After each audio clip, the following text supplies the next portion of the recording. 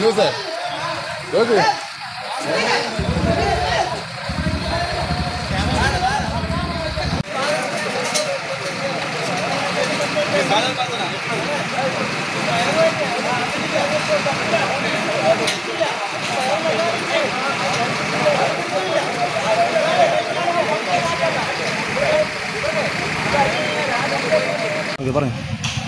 അതിശക്തമായ കാറ്റാണ് 2 മണിക്കൂറിന് മുമ്പ് ഈ പ്രദേശത്താകെ അടിച്ചത്.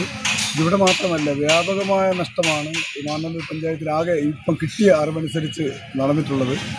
പല റോഡുകളും പിന്നെ മരങ്ങൾ വീഴുന്ന കടപുഴി വീഴുന്ന് റോഡ് ഗതാഗത തടസ്സമായി നിൽക്കുകയാണ്. ചില ഇടറോഡുകളൊക്കെ ലൈൻ കമ്പിയുടെ പുറത്തുകൂടി ഇലക്ട്രിക് ലൈൻ കമ്പിയുടെ പുറത്തുകൂടി മരങ്ങൾ വന്ന് വീണ് കിടക്കുകയാണ്.